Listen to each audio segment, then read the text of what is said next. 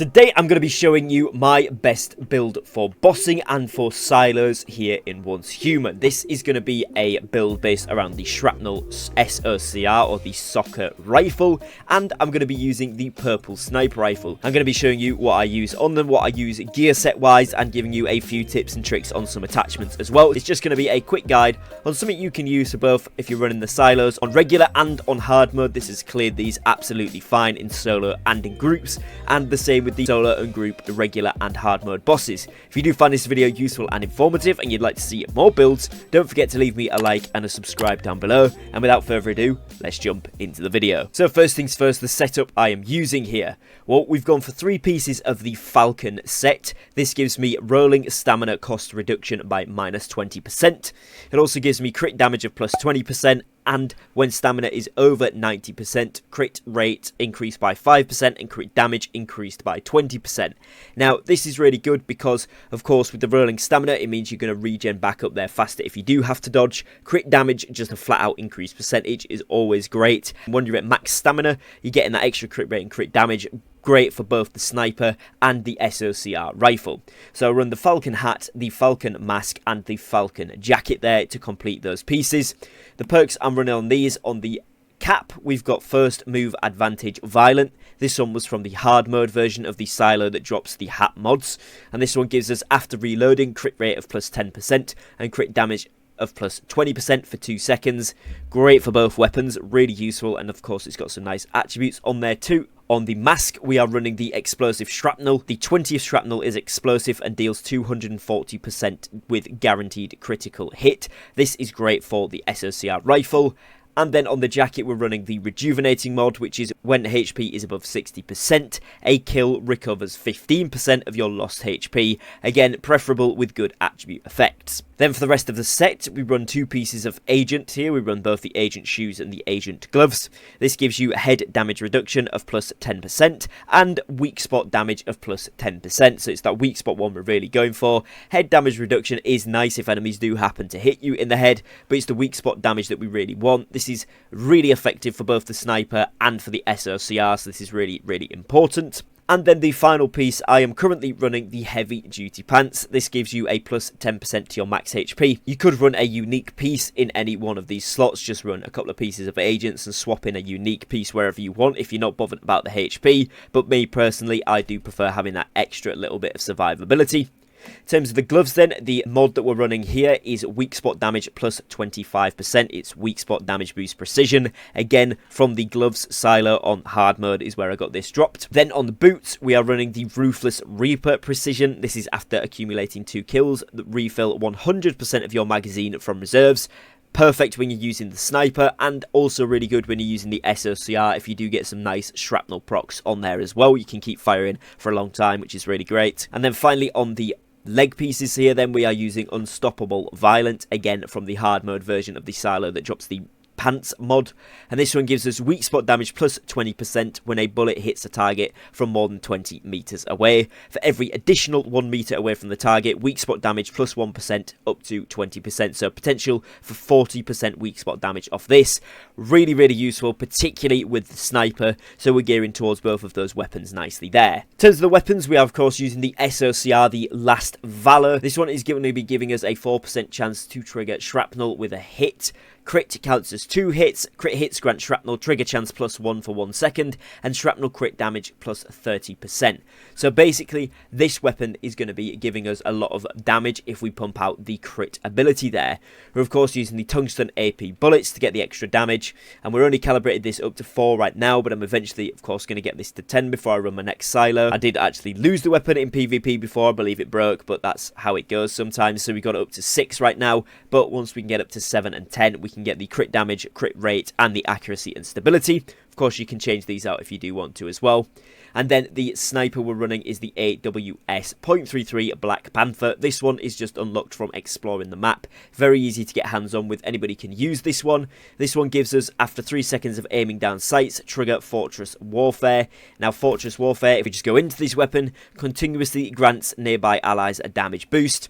The attack increases the longer you aim up to 30%. And after triggering Fortress Warfare, gain 3 stacks of Brutal Mayhem and weak spot damage of +25%. Every shot shot reduces the effect by 1%. Again, the calibration on this one will be increased as I get the more materials to do so. I did have this again in PvP before I just lost it, literally just before this video, which is a shame, but it was fully upgraded to 1010 on both of these weapons. But once you get them up there, they are going to pump out a very, very good amount of damage. In terms of the mods on this one, I'm running Final Territory Violent, again from the hard mode bosses here. And this one, when Fortress Warfare ends, weapon damage plus 8%, movement speed plus 8% for 10 seconds.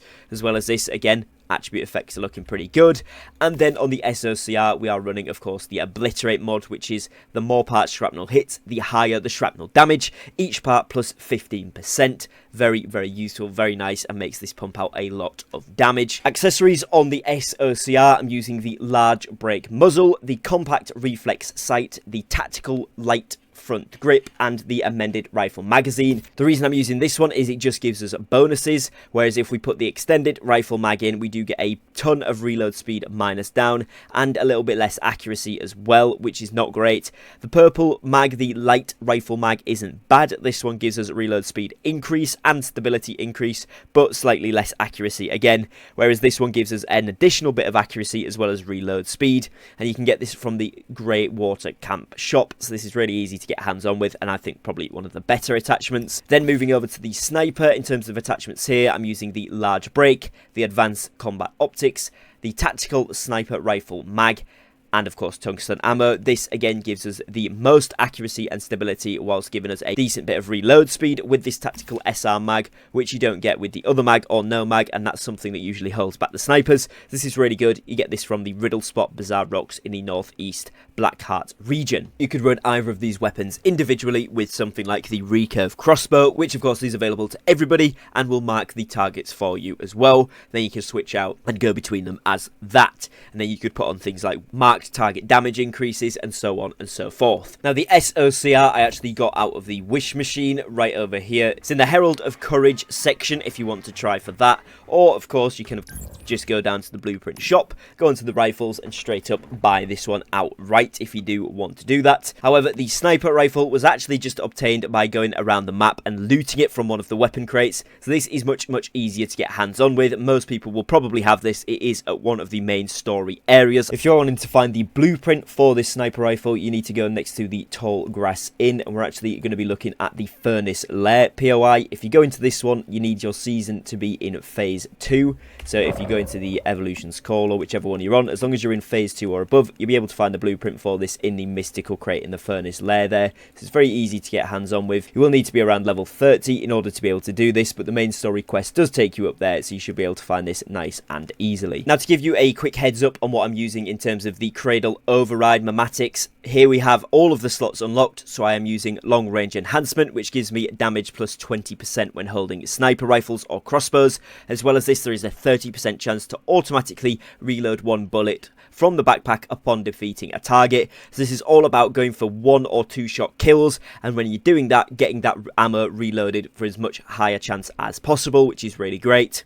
We've got sprint, which increases our movement speed by 5% and running stamina cost by -15. Great in general. Tactical combo, which is weapon damage plus 25% for 4 seconds after reloading or switching weapons. Again, pairs up nicely with the reload perk that I was running before. Here we have deadly combo. This one is after hitting a weak spot with a bullet effect, bounce and shrapnel. Obviously we're using shrapnel here. Bullet effect, damage plus 25% for 3 seconds. We've got rapid aid. This one reduces the cooldown of healing items by -30% and increases the healing effect by plus 15%. Status enhancement after hitting a weak spot. Status damage plus 25% for 3 seconds. Then I've switched this one now out to steady hand. This is while in Fortress Warfare or fast gunner status. Weak spot damage plus 40%. Weak spot damage to the bullseye is plus 20%. This is really good. And then bullet hunt after killing a target with a ranged weapon. Shrapnel damage plus 35% for 15 seconds. So you can mix and match these. You can change out whatever suits your playstyle the best. This is just my recommendations based off what I like to play with this setup.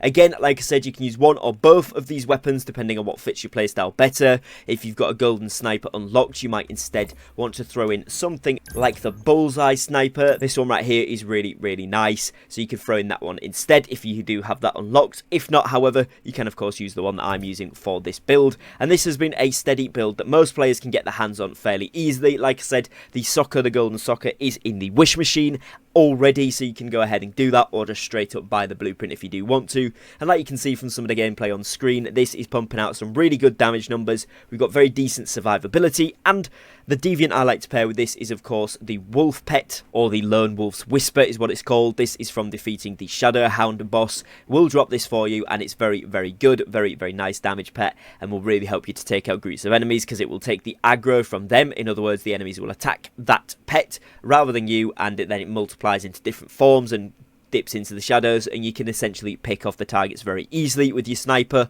or with your assault rifle, depending on what you want to use. As a final tip, remember, once you do unlock these weapons, if you are able to upgrade the blueprints, if you have enough spare fragments, then do go ahead and do this. This will massively increase any of the weapons that you are using in the game. I would strongly recommend saving your upgrades for golden weapons though, so this sniper, probably keep it as it is unless it is your favourite in the game, then of course upgrade it, but if not, I would recommend more upgrading the golden SOCR first. But let me know in the comments what you think about this build. What do you use instead? What is your favourite weapon at the moment? And if you'd like to see some more builds, let me know down below in the comments. Other than that, I hope you have enjoyed. If you found the video useful and informative, please do drop me a like and a subscribe down below. And other than that, I will catch you again very, very shortly in a brand new upload. So take care and peace.